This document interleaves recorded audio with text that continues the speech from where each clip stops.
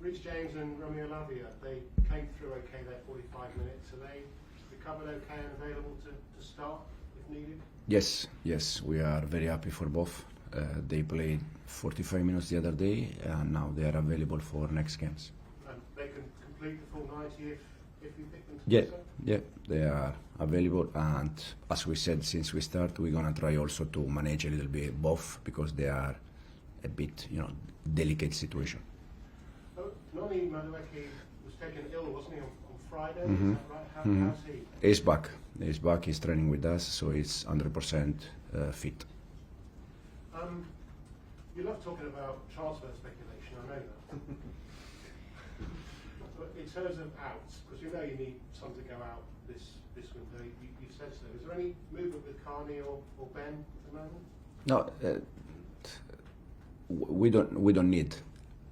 Is because we don't need player to go out. It's simply because probably they are players that they want to play more, so probably there is a chance for them to leave.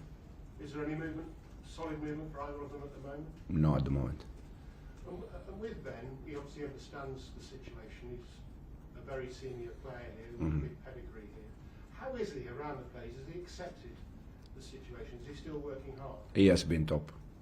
I have to say that he has been top. Very professional, work hard, and I said that I feel shame because of that situation. But in terms of behave, he has been very good.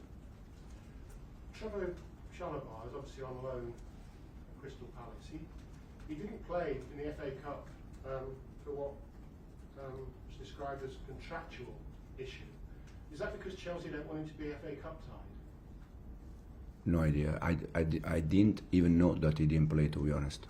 I don't know. Well, no point me asking if you don't know. So we'll leave that one there. I just want to ask about Renato Veiga. Apparently, an agreement, if you believe what you read, has been reached with Borussia Dortmund for his services. Is he a player that, if the price was right, you would reluctantly consider letting go? At the moment, I'm not aware that there is an agreement for Renato. The only thing I can say is that yesterday he was here with us working. Today he will be here with us. So that means that at the moment it's our player, and then we see if something happened. But as I said, he was yesterday training, and today he's here with us. And I'm not aware that there is any agreement already with him. Because for you, he's been very versatile, hasn't he? He's played 3, 4, 5 different positions. Exactly. Apparently he wants to be seen and play regularly as a centre-back. Is that something you can give him? The only thing I can say is that we bought Renato from Basilea, arrive here, play in different position, play well, and this allow him to join international team for the first time in his life, senior international team. So probably even if he was not or is not playing in his position, probably if international team also is also playing for international team, probably means that in the position that he is playing, he can do well. And we are very proud for all our players that they can join international team, but especially in this case for a young players, 20, 21 years, that join Chelsea, join us, start to play in different position, 4 or 5 different position, that give him the chance to join international team. So we are very proud about that. We're here to talk about Bournemouth, so let's do that. Obviously a win under your belt, a good win under your belt in the FA Cup. You could do with a win now, couldn't you, after a bit of a lead spell in the Premier League?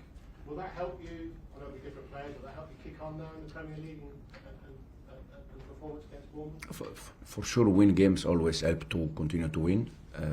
Hopefully, since the other day win, we can build some momentum. But Bournemouth will be a completely different game.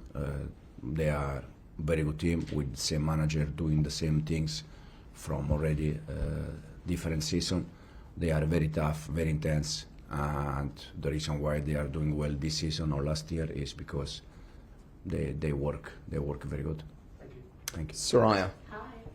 You just touched on it, but Bournemouth, they're some of the best pressers in the league. They ranked first for possession 1 in the final third. We saw when you played them previously that your tight space players, the Felix, Sancho and Cucurella, they really helped get the win in that game. So what type of sort of tactical battle do you expect this time round at home? Yeah, more or less similar one in terms of they try always to be intense. It's quite clear what they do on the ball and off the ball. On the ball, they are quite direct.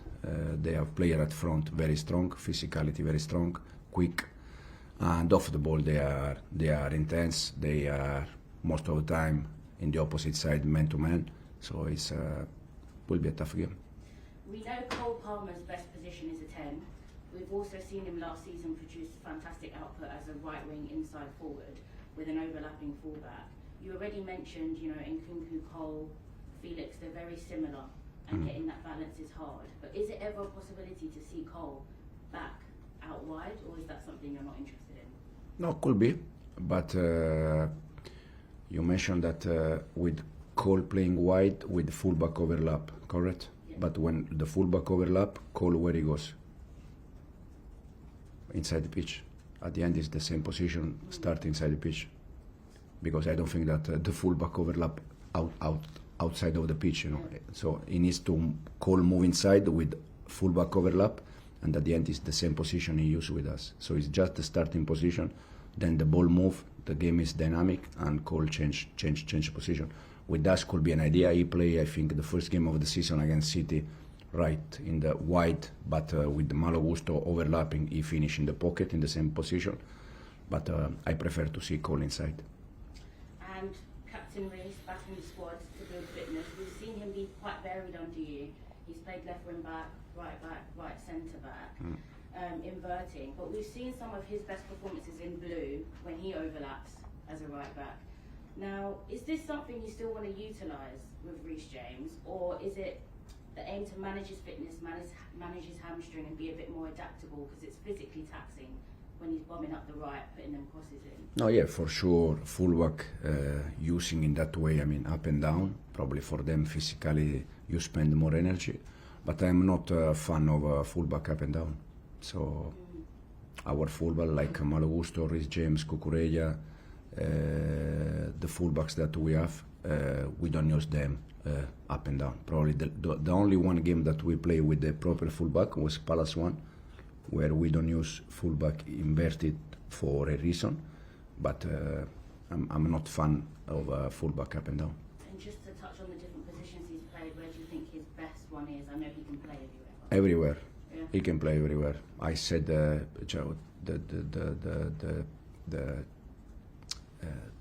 he asked me about Renato playing in 4 or 5 different positions. Reece James doing the same, Cucu doing the same, most of the players doing the same. I said since we started, if you remember, that for me, talk about position.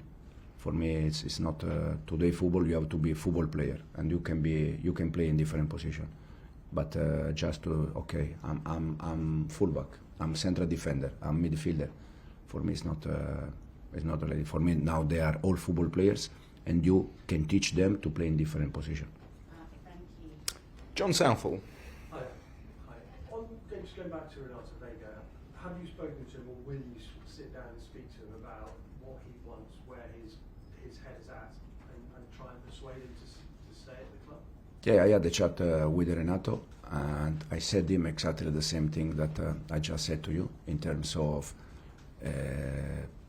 playing in the position that he is playing with us, that give him the chance to join international team, and also probably give him the chance to be to get speculation around him. So that means that clubs probably are looking for him, and clubs are looking for players that they are doing well, not they are doing bad. Players that they are doing well with the club, they are doing well with the international team, and as I said, for me, if there is a player that just want to play in one position, they're gonna struggle. They have to adapt. They have to play in different positions. They have to learn to play in different positions, because it's a good thing for the team and for the club. And how did he take that? Because I presume he also wants to play regularly as well, doesn't he? Yeah, but I said many times I also want long hair. But we have more than 20 players, 25 players, and they all want to play, but it's not possible. And on that front, obviously you haven't got a European football till March, so is keeping everybody happy becoming more of an issue? If we can, yes, but knowing that it's impossible, because the ones that they are not playing, they are not going to be happy. So our target is just to try to, first of all, to do the best for the club and for the team. That means try to win games, and then also if we can keep the players happy, we are happy. But it's not the reality. The player, they are happy just if they play. If they don't play, they are not happy. And is that why you might have to move some out in January, because players aren't really happy, are they, if they're not playing? No, yeah, but if you want to move all the players that they are not happy, we stay here with 12 players. So it's not. No, our intention is not to move players. Ben Chilwell obviously is different in that regard. Yeah. And you said he's been a really good professional. Yes. And you feel ashamed that he's got to go. So why hasn't it worked? What has happened that it doesn't fit in here? No.